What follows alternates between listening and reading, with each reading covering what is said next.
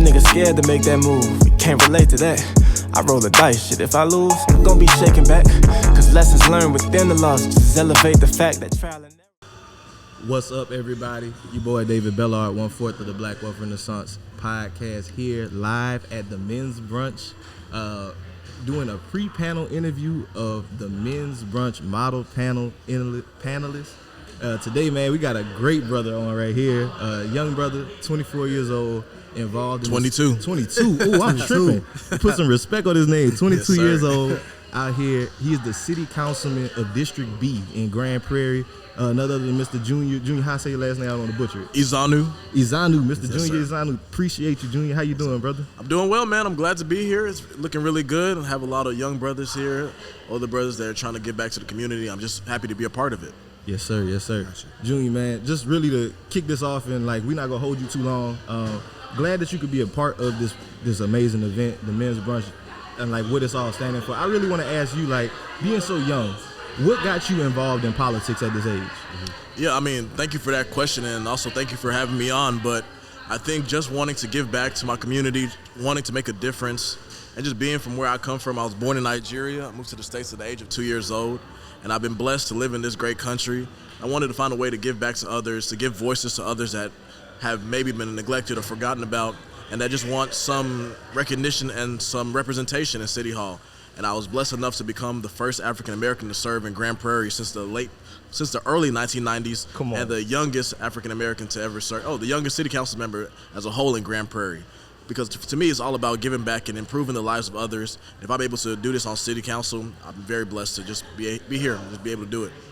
That's really dope though, like, and to get started that young, like, and Yes, be sir. that like willing to be involved, like that's a great thing, you know. And it's not something that you even see often. So what made you want to go just for being on the city council specifically? Yeah, well, I was really blessed that I had a pretty good understanding of governments and politics and how the system works.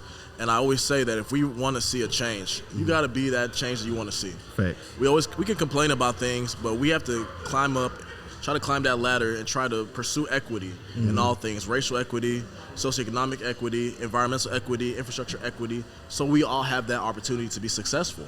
And that's what I strive with while being on council, while being in a representative office in government, because I know we can't have equality of outcome, but let's strive for equality of opportunity. Let's try to give everybody, regardless of your race, your gender, where you come from, that same opportunity to be successful. Because we know that not everybody has that same chance. Yeah. Throughout all of our communities, whether you're white, black, Hispanic, or not, or Asian, we need to strive, and that's what I want to do in my position, try to give everybody that same opportunity that I had to become successful. And one thing you just mentioned there that I really like, you said that you had an understanding of how government worked. And when I think specifically like of black people, we don't think about the way government operates, like, Yes, sir. in terms of the economy and business. We just think about like the presidential election and things of that nature. So what does it look like to run for city council? Like, what is that process? It sounds easier than what it is. Yeah. I'll tell you that. I mean, it's a lot of organization. A lot of strategizing, having support amongst those in your community, and also being able to raise money. You got to raise money to be able to run for any elected office, regardless if it's city council, a mayor position, county commissioner, state representative, United States representative, or even governor or president. You got to be able to raise money. You have to be organized and put that together. And that's something that puts back a lot of minority candidates, is that we lack that information regarding how to get there. We all want to serve in some form or some capacity. We don't know how. Because we've never been given that. We never had a mentor that helped us out. And I was blessed that this is my passion. Yeah. So I've been studying this since I was a kid. And I actually just graduated from UC Arlington in May. Congratulations. Thank you so much, man. I'm a political science major, so government, this is what I've been doing. So I've been very blessed just to have that foresight and that knowledge within my field. What I'm trying to do now is try to help other young brothers, young sisters, African Americans, Hispanics, anybody that cares about improving the lives of everyone in the community, be able to get to where I am and hopefully exceed me and go and do what they really want to do. Man, that's powerful, Junior. So I had one last thing, and this is something we spoke about a bit earlier off camera. Yes, sir. Opportunities that the government creates, right? We were talking about these budgets that city governments had. You mentioned to me that they had this nonprofit in Grand Prairie they had a budget for an event in Grand Prairie, but nobody, and it was set aside for black people, but nobody used it. So can you kind of talk about how we can take more advantage of these things and learn more about these types of programs that are out there for funding? Most definitely. A big issue that we have is that whenever in some elected offices and positions, a lot of us just don't know how the thing works. So there's something called government contracts. Mm-hmm. So federal government, state government, city government, county government can not reach out, but have a specific thing that needs to be filled. For example, those that are doing construction, the government is going to pay a contractor to fix those roads. Mm-hmm. The government doesn't do it by himself. So he's going to pay somebody who has a contracted construction business to be the one to fix that road or to put up this building or to do that. And we're starting to have more African Americans that are going into these different fields, but we need more people. Or we can have a contractor that will cater for government events. That's a contract. That's putting money into a black or brown business. You see what I'm saying? So we just got to be willing to, I guess, what I say, I guess you got to have the knowledge first that it even exists first. You got to know that it's there first, and then be able to apply for these positions and reach out and see if you can get those government contracts, because that's where the money's at. The money's at right there, for sure. Yep. And I think that's so dope that you had spoken about that, because a lot of people, I know that funding is an issue, and they don't really know where to even go to get started or where to go to get those government contracts or those jobs. Is there a specific place where they should go?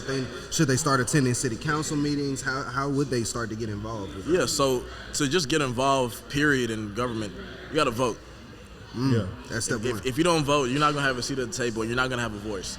They say your vote is your voice, and it really is. And if you don't vote, you truly don't have a voice in elected office or in government as a whole. After that, get involved past voting. Get involved by going to those, like you said, those council meetings, going to your commissioner court meetings, going to meetings on the local government, because we care only about the president, right? Because the president races are more flashy and have more money involved with it. But the president can only do so much. Facts. If you have a problem in your neighborhood, if you have a problem in your community, who are you contacting? You contacted me or the mayor. You're not calling President Biden. You're not calling Governor Abbott. You're calling me, or you're calling the mayor of Grand Prairie if you live in Grand Prairie. Yeah. So you need to have people in these positions of office, political leadership, that will actually look out for you and your community and the entire community at large. And that's what I've been blessed to have the opportunity to do in these last few months, and I hope to keep going on and doing it. But for anybody that wants to get involved, I need you to come out and vote in all elections. And second, get involved by coming to those council meetings or watching them online. We're very blessed to live in a world now where technology connects us and makes life easier. These council meetings are all streamed online. For most cities, at least. I mean, most cities, I believe, have them online. School boards have them online. That's how we can get involved and have our voices be heard.